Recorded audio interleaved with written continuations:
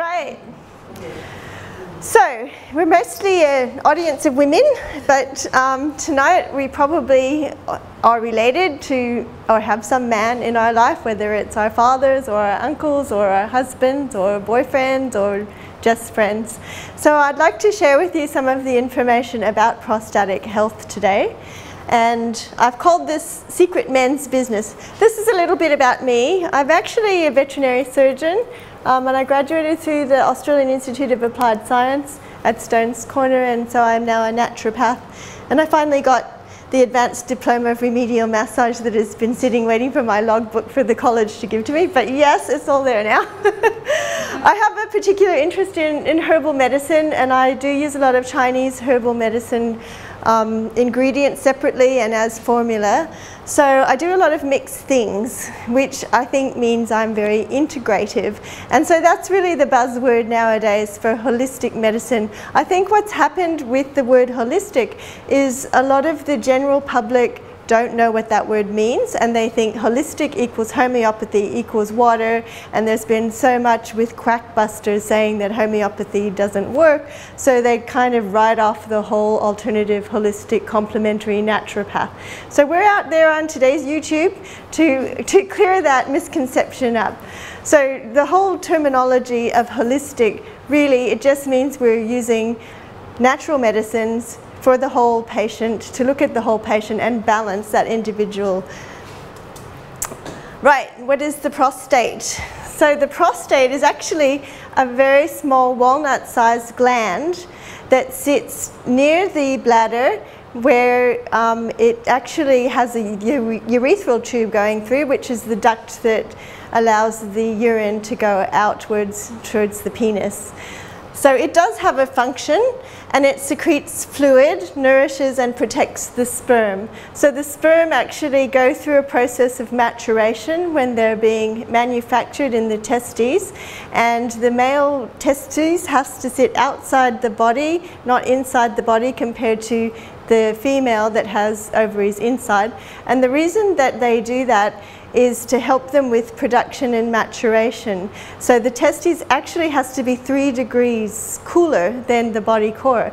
And so men that wear very tight jeans and nylon underwear and do a lot of bicycle riding, like somebody that's leading our country, actually can really ruin their chances of reproduction, which is probably not a bad thing in some cases. So we're going to get edited out here anyway. Watch what happens to my YouTube. So the reason is that the testes has to come out as it's not a finished production yet. It actually, the sperm has to go through the testicle, through the vas deferens. So the plural of vas deferens is vas deferentia. And so what happens is they lose a particular coating along the tail of the sperm as it grows and continues on through to become an ejaculate in the semen. And what's interesting about the sperm is they have this little mitochondria on the tail of it, and the mitochondria, to stay healthy, needs particular vitamins and minerals such as zinc and the things that you need to make ATP, including the B vitamins, vitamin B6, vitamin B3, and they also need the phospholipids, so they need good quality fat, right? So the fat head down there, right? So it's important that we get the nutrition correct. So here's a little picture about the anatomy, and this is the prostate. You'll also hear people add another R in this word. It's not prostrate, it's prostate. So there's another word that we often hear that gets confused, and that's the cruciate ligament, not the crucial ligament. This is the prostate without the extra R in there, okay? So what happens in men as they age is sometimes through the phthalates and the BPAs and the xenoestrogens and the ingredients that are toxins that we ingest, that our previous lecture spoke about, they have to get stored somewhere. And so they get stored in the fat, and they sometimes get stored in here. And this is related to the hormones in the body. So when you have a lot of estrogen, estrogen is the hormone that we use in cattle to fatten them up, before they're sent off to slaughter, and it's the thing that makes you get fatter and retain fluid. So the reason that women want all that chocolate at certain times of the month is because their estrogen loading is quite high, and they have this craving to eat things that will help them with that estradiol overload. So men, when they have an estradiol overload, get this. As we age, women and men, we lose some of the androgens, we lose some of the progesterones as well. So there's a balance of cortisol and a whole bunch of hormones. Our bodies are basically told what to do by the hormones that are floating through our body. And everything is all interrelated. So when the progesterones are getting lower, they're going to end up with an imbalance, sometimes a bit more testosterone, sometimes too much cortisol. All of this will react to that particular gland and make it do not so nice things. So you can imagine that when the urine comes from the bladder and comes through this little area here, that if this tube is getting squished by the growth of this prostate, becoming too large, then it's very difficult for the pee to come through. So the bladder can get bigger and bigger, and the man can just feel that it's hard to pee, and sometimes they'll pee little squirts and often, and they can never really feel like they're emptying their bladder. And sometimes the bladder is getting emptied, but this is pushing onto the wall of the bladder, creating a feeling, a sensation that they haven't emptied their bladder either. So all of that can be going on at the same time. So men in general don't go to the doctor. They don't look after themselves. So, you know, the wife, we know that we want to fix things. We want to fix the house up, we want to look after our children, we want to make sure they eat properly. The men are like, oh, she'll be right, until they're just about dead, right? So what we want to do is we want to get our men folks to get tested on a fairly regular basis, particularly over the age of 30 and 40, and more so when they're 50. We want them to go in and to have a look at these various things. We want them to have the lipids looked at, the cholesterol, the high density lipoproteins, which are the good cholesterol. So it's quite wrong to think if you've got high cholesterol, that means you need a statin drug straight away when you go to the doctor. If the doctor just looks at plain cholesterol levels and says, oh yeah, I know what to do, here's a statin drug, don't go back to that doctor. Go to another one. They need to look at these, all these.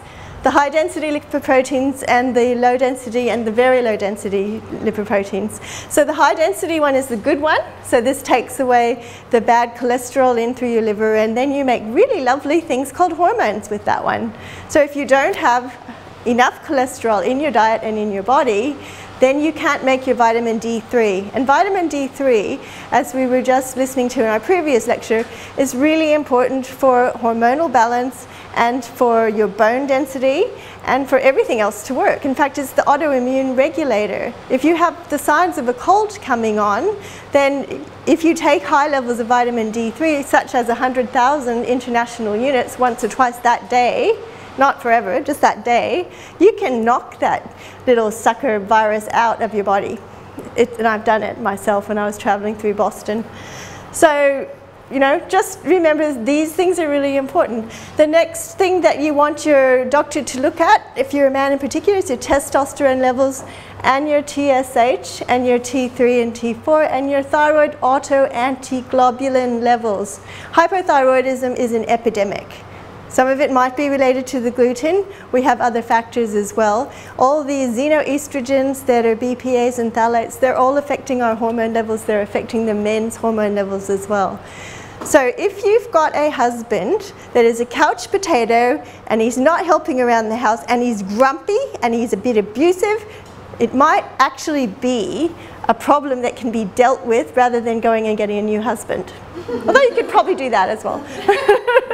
But I would recommend that you get him to a doctor and you get a sympathetic doctor that knows about hormones and that goes looking to see if there's a hypothyroidism. Let me give you a couple of clues. If you're looking at the eyebrows and from the lateral third, it's very sparse because men don't pluck their eyebrows, so there's no cosmetic reason for it to be so. That's a very good indicator. If he's gained weight, he's grumpy, and the house chores are not getting done, things are not getting fixed, and you're having arguments all the time, there might be a physical reason that's fixable. This might be a salvageable person. Just think about it. And if you don't actually address that, what can happen is that you can have elevated bad cholesterol because of the hypothyroidism, which causes atherosclerosis, which is arteriosclerosis, which can block the coronary vessels, and we actually need those coronary vessels to make our heart work properly. So the correlation is hypothyroidism, heart attack, dead man. This happens a lot. A lot of men die at the age of around 50. Why? Because they have not gone to the doctors and done tests and looked at it and said, okay, what's going on here? So I think this is really important. This is pre not being able to pee. They might actually have a little bit of not being able to pee as well, but I want you to look at that. So homocysteine, this is the inflammatory agent that if you have an elevated homocysteine level, you're looking at a heart attack down the track. So we want to look at that. We want to look at C-reactive proteins, which is also a measure of inflammation. And then there's this little tricky thing, the PSA. This is really weird, this thing. This is called the prostate-specific antigen. It's a biological marker of inflammation of the prostate. But what does it mean? What does it mean? So you'll get a PSA sometimes that will vary within a week or will vary within a month. And so you might go to the doctor and have this elevated PSA, and the doctor's going to say, well, look, if your marker is 0 to 5, that's within normal. If the marker is a number 5 to 10 level, that's a 25% chance of it being cancer. If it's greater than 10, you have a 50% chance of it being cancer. They don't know that you've got cancer. And so they're just looking at facts and figures and saying, well, you know, it could be, it could be. And so don't get scared if you've got an elevated PSA. What I would be doing if you've got an elevated PSA in your man is changing the diet, and I'm going to go through this in the next few slides. And then I would look at stress levels. That's really important. See a counsellor. Figure out if there's a thyroid thing going on there. Get rid of gluten. Get rid of inflammatory things in your food. And we'll talk about that a little bit more. This is HTMA as a hair tissue mineral analysis. Some of these really heavy metals can be deposited in various parts of our body, and this can create a problem as well. So having a look to see if there's lead, if there's mercury, etc., etc. By the way, you should not eat tuna very often. Tuna fish is very high in mercury nowadays, and that's because of the gold mining that happens around the Indonesia, etc., etc. So in the muscle of the tuna fish, in tins and fresh, is going to have a certain amount of mercury. So you want to just maybe eat it once a month or so. And then you want to use the C's to clear out your system: chlorella, cilantro, etc., etc. So zeolite is also a really good thing to look at, to take. And some people take zeolite regularly as just a precautionary thing. Celery is also helpful. Right, so what are the risk factors? The risk factors for benign prostatic hypertrophy, which is it's not cancer, but it's big, that can be a precursor to having cancer. And also prostatitis, the itis part means inflammation, so arthritis, arthro is joint, itis is inflammation. So prostatitis can actually happen secondary to an STD or an infection, or even having bad teeth. If you have infected teeth, this is periodontitis, root canals, etc., the bacteria go through your bloodstream. You get 50,000 colony-forming units of bacteria per mil of blood when you bite down on a dental abscess. So your body has to keep clearing that through your liver, and it will seed anywhere, and it can seed in the prostate. So to just be aware of that. And they can have an ascending infection from the urethra through the penis as well. So the risk factors we find for benign prostatic hypertrophy are there's a higher incidence in the African Americans. There's a higher incidence in married men for some reason. There's a higher incidence if you have a relative that has had prostatic problems, if you've had infection, if you're a bodybuilder and you're taking testosterone illegally, you will have an inflamed and an enlarged prostate. And if you're on a high trans fat diet, so that's saturated fat that's been cooked and releases some bad things, especially red meats. And one wonders if that's because some of the meat has estradiol in it, possibly. And if the diet is low in fruits and vegetables. So there is some evidence that the human papillomavirus might also be indicated in causing some problems there. So how do you know if there's a prostate problem? Well, really, from the age of 40, it's recommended that you have an annual digital rectal exam. I know men just love that. Or, or even more often, the AMA says if it's 50 years or so. You check the PSA levels with a grain of salt. So reinterpret that. Don't go running scared if you've got a level of, say, 10. And then they look at ultrasounds. If the level is quite high, I would recommend that you follow up with an ultrasound, because you want to differentiate if there's an abscess, if it's prostatitis, which will respond to antibiotics, and then of course you take your probiotics to fix your gut after that. You want to look at the pee. So you can sometimes just use a dipstick, look at hematuria, whether there's blood coming through in the urine, because you may not see the blood, it may not come in clots, but you might have a reading if you looked at the urine under the microscope. And if there's blood coming through, it has to be for a reason, whether there's calculus or stones in the bladder, or whether there's an infection.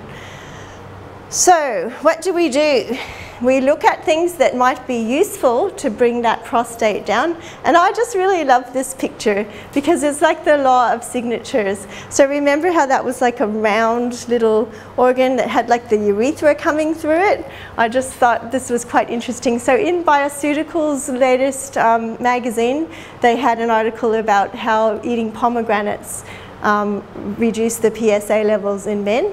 I think there was, there's the article, there was 203 men aged, that's not coming through very well, but there was between 75 to around 40 years, and they had them eat this pomegranate for 6 months, and the PSA was actually much more reduced in those eating pomegranates. So there's that law of signature thing. Another well-known one is the little berries from the saw palmetto, and there's lots of research on this. Some of the studies are definitively positive that it does decrease the size in benign prostatic hypertrophy. However, some of them say no, there was no significant difference. However, the flow of urine through the urethra was always improved, even if the size wasn't necessarily. So there's lots and lots of studies. If you go to PubMed Entree, if you're preparing a lecture and you have to go through the science for somebody, look at that website, PubMed, E-N-T-R-E-Z, and then you can put in the search engine there, particular things that you're interested in. There is so much data now on herbal medicine. So you sometimes need the scientific name for what it is that you're looking at. So you want to know that it's Serenoa repens is the name for saw palmetto. So the studies actually show that there's reduced inflammation and that the androgens, which are the male testosterone, are more balanced when they're using the saw palmetto. And the evidence actually points to selenium and lycopene. Lycopene is extracted from tomatoes, and there's more lycopene bioavailable if the tomatoes are actually cooked than if they're just eaten raw. And so these together will help with the inflammation in the prostate. So that's what this saw palmetto plant looks like. And I think there's the berries. So again, law of signatures, right? Yeah? I think that's quite exciting. So beta sitosterol is actually an ingredient in many plant foods, and in my favorite anti-cancer formula that has slippery elm and burdock in it, which is Cebuliak, there's actually a lot of beta sitosterol in it as well. So benign prostatic hypertrophy is the non-malignant form. However, with all of these inflamed tissues, there's, I believe, a gradation between black and white, where the black is the cancer and the white is non-cancer, and it goes through stages of grey before it becomes there. And I've actually seen cancers reverse as a vet for 30-odd years, using various herbal medicines and intravenous vitamin C and Mast cell tumours, for instance, are a biggie. I've been using a lot of essential oils topically, and in little dogs that they just pop up, and you've biopsied them and the lab says stage 3 mast cell tumours, and then you treat them topically with essential oils, change the diet, and they go. And it's like, what? And sometimes this is just really helpful to shrink it so that you can get it all for surgery, which we can talk about later. There's another plant that we use a lot, and that's the pinus and the picea. Should I turn off the aircon, or is that all right? Bit noisy? Keep going? Okay. So, is benign prostatic hypertrophy and inflammation a cause for cancer? So my point is possibly. Anything that causes long-term inflammation and irritation and damage is where that DNA gets damaged, and so when it replicates, you can get the wrong program being put out, and then the cells don't know how to stop growing. So that's basically how I see that happen. So what happens with the inflammation? You get localized pain, so the men will just feel something's not quite right there, and they often have the urge to pee, and then it's dysuric, so it's painful when they pee. They often have to wake in the night once or twice to go to the toilet, so if that's happening in your family with that man, you want that to be checked out. They'll feel that pressure on the bladder if that prostate's pushing up against it. And they might even have back pain, not even any pain in that area, but just back pain because of the nerves that connect up to that area, and lower back pain. So Pygium africanum is actually an African plum tree, and this has got some recent data on it that's probably more helpful than saw palmetto. Lots of clinical studies, 18 of them recently. There's also conglomerations using a cucurbita, which is a pumpkin seed, which has been traditionally used for prostate problems as well. And so when you add that to lycopene and saw palmetto, you get the synergy of all of those things together. So actually the University of Queensland's in the middle of a phase 2 trial right now on combinations, which is quite awesome. So the Prunus africanus is actually like a pine bark. It's actually the bark of the tree that they're using, not the berry. So to me, that's like the flow-through effect, because it's the outside. We know a lot about the maritime pine bark being a very powerful antioxidant. So we know that various antioxidants work in different ways on different levels. So when you combine them together, you get a better synergy of that happening. Right, so what do we do when we've got this as being an enlarged prostate? We need to investigate a little bit more. So I've had a lot to do with pathologists over many years, and I've got some interesting stories to tell you about that. So what I'm going to say to you is you need to be skeptical about everything in life. So when the pathologist looked at a biopsy of what I thought could have been an osteosarcoma on an elderly Doberman dog, I had my doubts because it had the classic starburst appearance, and the dog was very lame on this, and the leg was very swollen. So I did a biopsy, an incisional biopsy. I didn't take the leg off, and I had 3 pathologists from the same lab look at the biopsy report, and 2 of them said it was osteosarcoma, which meant I would have had to take the leg off, and one who I know quite well, and I trust his work, said that was reactive bone. What do you do? So I think you need to be aware that sometimes pathologists get it wrong, and I think you need to ask for second and third opinions when you get that. And so if they say, oh my God, you've got cancer, really? And I've had so many cancer cases now that have gone away, particularly liver cancers, adenocarcinomas, biopsies, proven that this is so by the pathologists. And this is a problem that natural therapists say, because the pathology said it's cancer, you change the diet, you give them herbs, the person or the animal lives a long time, they say, oh, they got the diagnosis wrong. Well, maybe they did. But this is where the grey areas come in. So it goes white, black, cancer's black, white's normal. Where are we on this scale? Let's do what we can to bring it to the white, yeah? So let's look at our bodies, let's look at what we're eating, let's up the antioxidants and all the anti-cancer foods that we can, and let's work with that. So there's a huge variation in reporting what is cancer in the prostate. So a fine needle aspirate or a fine needle biopsy is basically, usually there's twilight anesthesia involved, and when I do prostate biopsies in a dog, I have my gloved hand through the rectum, and I can palpate the prostate, and I push it up against the wall, and I take a long needle and I go into the prostate several times and suck out cells. So that's a fine needle aspirate. So most pathologists would never diagnose benign prostatic hyperplasia on a needle biopsy, but 21% of them would actually make a diagnosis on a fine needle aspirate. So what I'm saying is you probably need more than a fine needle. You need an ultrasound, and you need it to look at carefully. So I think it's really wrong for doctors to put anxiety into their patient. The minute you do that, people start to shut down.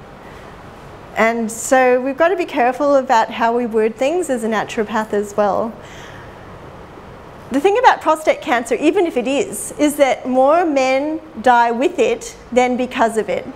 So I had a lovely cousin who ended up dying, and he had prostate cancer, but because they were a fairly wealthy family, they did everything they could, and when you go down that rabbit hole, sometimes you're using heavy-duty chemotherapy, and sometimes it's the chemo drugs that actually kill the humans, not the cancer. So just keep that one in mind. I'm not saying that you should never use chemo. We know that chemo works really well for testicular cancer and lymphoma and leukemia. We know that works. So I would never tell anyone not to go down the medical rabbit hole. But do your homework, do your diligence. I did bring some books you can look at later.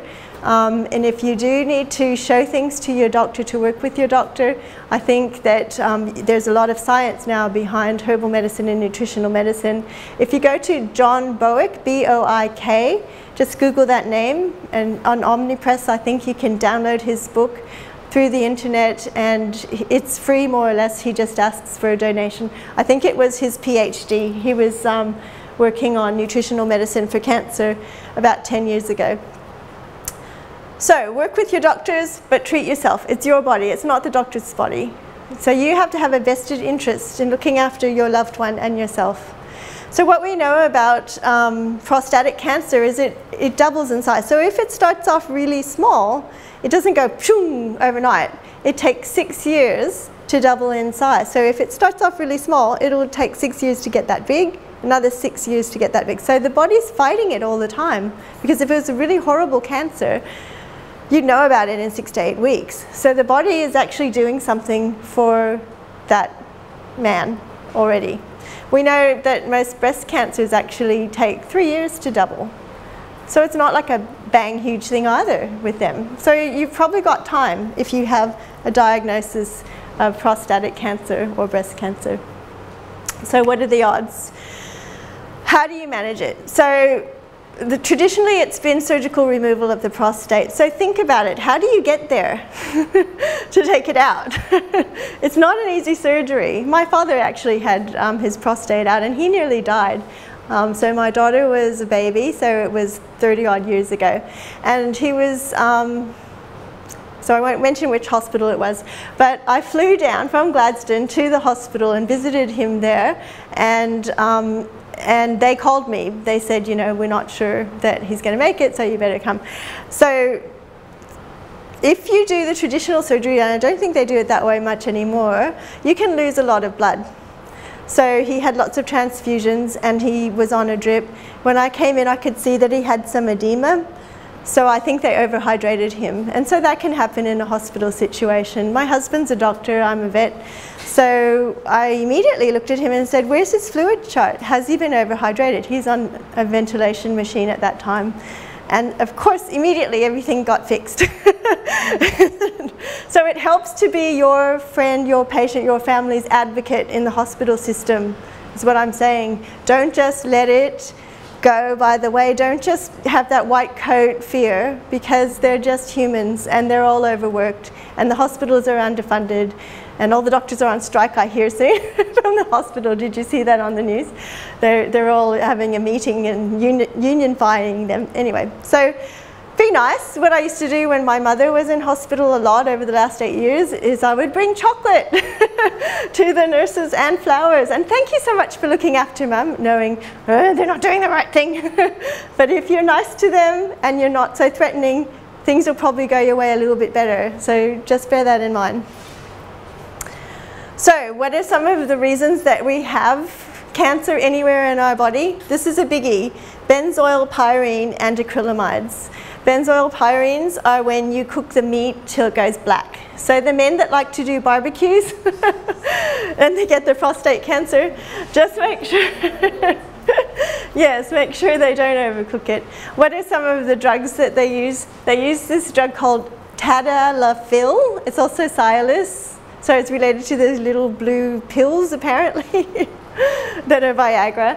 So the problem is they can't go pee, so it's a vasodilator which makes the area expand so then they can go pee. So it's more, so it helps them feel better. So I thought, well, what are the side effects of this drug, and should they use it at all instead of saw palmetto and lycopene and the prunus extracts and the selenium, and what would be the advantage? I don't see a lot of advantage.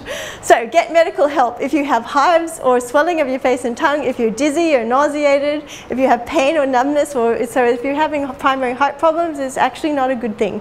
It dilates blood vessels in the periphery, not in the central area, so your heart might just get a little bit starved.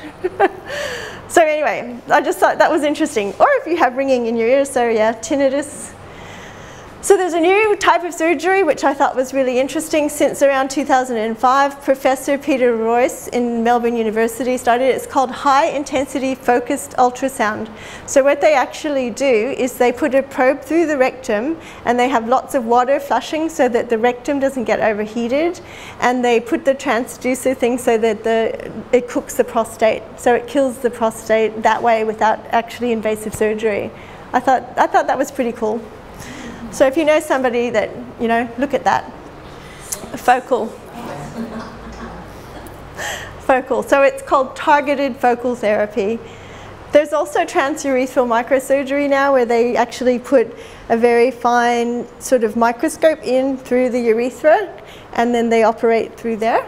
And then the way my dad had the surgery was through the abdomen. So what are the side effects if they do have the surgery? Radical surgery and radiation therapies, 50% impotent, 10% incontinent. And you can also have bowel dysfunction if they burn a bit of bowel or nick a bit of bowel or get the nerve as they're going through. So, there are side effects to having this sort of surgery, which is why I really think you want to look at some of the diet and how you can help it. So again, over and over again, we want to look at our antioxidant systems. We want to increase the ability of the liver to detoxify the bad things that go in our body, both within our body. The cortisol stress produces all sorts of oxidative, reactive species in our body, and the things that we eat and the toxins from the environment. So we want to help our liver all the time. We want to take milk thistle, dandelion, vitamin Bs. We want to have adequate B12s, selenium, B9 is also important, adenyl methionine, which is SAMe, and cysteine. These things help. Omega-3 fatty acids and not trans fats. So we want to scavenge those free radicals. The OPCs are very helpful in the oligoprimeric proanthocyanidins. Those are the things in resveratrol and grape skins, and they're really brightly colored berries. Curcuminoids, very important. Turmeric, go turmeric. So there's a really nice, we call it katut shot, right? Yeah, right. So yeah, so we just came back from Bali. So you take the turmeric root and you run it through the juicer, and then add a bit of pineapple, which has quercetin in it, which is also a powerful antioxidant, and then you can mix a couple of other things in there just for taste. But even just a little shot glass of the turmeric, very, very effective and very helpful. So another way of managing cancer patients I've found, so as I've treated the animals, Often I've had the owners tell me, well, my mother or my mother-in-law or my father also has cancer, can they use what we're using? And then they've come back and told me what they've used, which I may not have told them to. And a big one that's happened the last few years is pawpaw leaves, papaya leaves. So they're pretty much free. If you know anybody in Queensland, they probably have pawpaw leaves in their area. And what they do is they put the pawpaw leaves or papaya leaves in a big pot, cover it with boiling water, let it simmer for about 20 minutes or so, and it actually smells like spinach, and then they drink that. Maybe 20 mils before or after meals, 3 times a day. I know several cancer patients that have been doing this, and it's been helping them quite a lot. So then I went and had a look at PubMed to see if there was any science. There you go, the Journal of Ethnopharmacology 2010, aqueous extract. What's an aqueous extract? It's tea! Yes, you like the science words? Aqueous extract of Carica papaya leaves exhibit anti-tumor activity. So, why not? And it tastes all right. I tried it. I make it up and I put it in my little fridge at work for people to use. So, when you have a papaya that looks like that, that's good, because it's not GMO. Okay. Hawaii's just passed a ban on GMO pawpaws. They taste so much better when they're not GMO. So yes, there's a type of a virus that causes this little spotty thing, and you'll see the spotty things. So we do have that in Queensland, and there is no cure for this virus, but I find that if you pee on the tree regularly, we're quite agricultural at our house, so if you come and visit us, give me warning and I'll take the pee buckets away from the bathroom so it won't smell. Boy, pee really stinks. Anyway, so you know, the virus in the leaves is not going to hurt you, and the virus on the plant, on the fruit's not going to hurt you, but it's unsightly. That's the thing about organic fruit. Sometimes it's unsightly, but gee, it tastes better and it's better for you. So I'm thinking if a virus or a bacteria can live on that fruit, that's a good thing. You probably all read the stories or seen them about the certain chain with the golden arch type of hamburgers in somebody's closet that has not deteriorated in 30 years and it looks the same. So if the bacteria won't eat it and the cockroaches won't eat it, then why would we eat it? So if it gets eaten, I think is a good thing. So what else could we be eating lots of? The isothiocyanates in broccoli are anti-cancer. So stick broccoli in your diet regularly. However, broccoli sprouts are even better. Now that's pretty awesome, isn't it? It's not that easy to find them. So let's get all the people that live out at Gatton that are farmers to start growing them for us. I'm speaking to my vet students up the back here. Do it yourself, yes. There's your new career. We'll buy it from you. Whenever I try and grow stuff, I get like this funny, slimy stuff growing. Anyway, you've got to look after the agriculture. Quercetin is in pineapples. And there's your turmeric. Turmeric's quite easy to grow in Queensland. I'm growing some in the backyard right now. Lots and lots of studies about curcumin. Beetroot in a juice, awesome stuff. So there's lots and lots of studies about it being anti-cancer. Lycopenes from tomatoes. So tomato sauce, aside from the sugar, is actually quite good for you. I have my little kid friends, when they're eating things and putting tomato sauce on, I'm going, that's really great because you're not going to get prostate cancer, aren't you clever? And eat your tomatoes too. So selenium, we often need to supplement our diet with a little bit of selenium, because our soils in Australia are very deficient. So here's a new thing, flax seeds. If you're not eating flax seeds, they're a very useful ingredient to add to your diet. And I brought the crackers. I really love these crackers. I want to show them. So I buy them from iherb.com. I'll pass them around. You can all have one. So this is my favorite form of flaxseed at the moment. They're really yummy, so you can just pass them around. So I buy from iherb.com. If you haven't ever purchased from them before, it's in the United States, but within 3 to 4 days it'll be on your doorstep, and they're pretty cheap. And my code is VET344. If you use that one, you get $10 off. And then you get your own code. So it's not multi-level marketing, it's just a reward space. Fish oil is also really important. We do have some cheeses later for you as well. So what we need to do in our diet is we need to elevate the omega-3s and decrease the omega-6s. Omega-6s are most vegetable oils. Omega-3s are anti-inflammatory, anti-cancer. So we want to supplement with an omega-3. The people I know that have been cured naturally of their cancer often take a Budwig diet. Joanna Budwig, B-U-D-W-I-G, if you go and Google that. So her anti-cancer diet is flaxseed oil, combined with cork cheese or cottage cheese, and quite a lot of the omega-3 flax oil. So it needs to be nice and preferably organic, and it does go rancid, so you've got to have it nice and fresh. It's got to smell sort of nutty, and when you open the bottle, put it in the fridge. Because in Queensland's climate, it actually goes off. I've got to finish. Okay, so the Mediterranean diet we mentioned a couple of times today. Yes, it's got a lot of anti-cancer properties.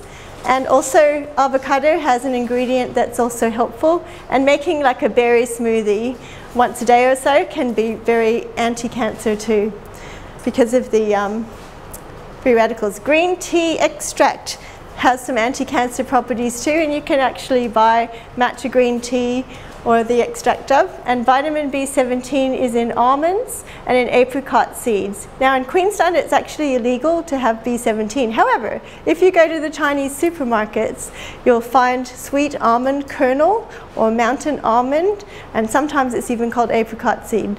That's where you get it from, okay? So what we're looking for is the high ORAC, which is the oxygen radical absorbance capacity, which is how we measure our antioxidants. So this is a chart looking at some of the common things. You'll see carrots is way down here. Noni juice is in the middle there, and the berries are actually the highest. So goji berry is one of the ones that we use a lot of. And vitamin E, together with selenium. So integrative treatment. Cancer is a word, not a sentence. We have many, many patients that have had diagnosis of cancer, live a heck of a long time. So don't be too afraid when that white coat thing happens, yep.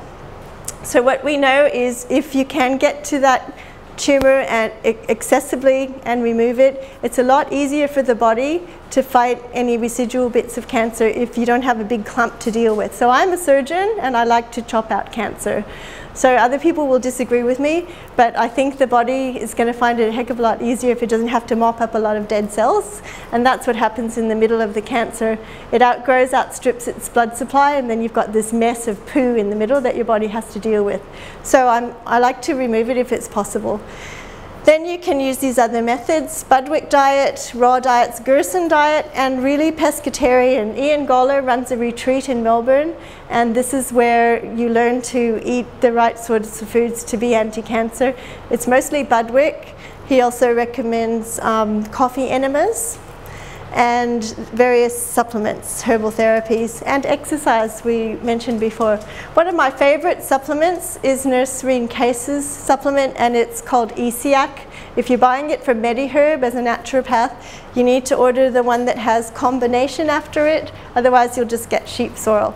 So you want sheep sorrel combination. If you're in New Ways, they have Cassie tea, which is the same, and it's actually a very good formula. And there's other, you can buy it on iherb.com as well. Yeah. So that's my metabolic therapy recipe. Basically, I use all those sorts of things on my cancer patients. When we do a diet change, we use intravenous vitamin C as well. And I know that when you give one huge dose, the tumors shrink overnight. I've seen adenocarcinomas coming out of eyes and noses.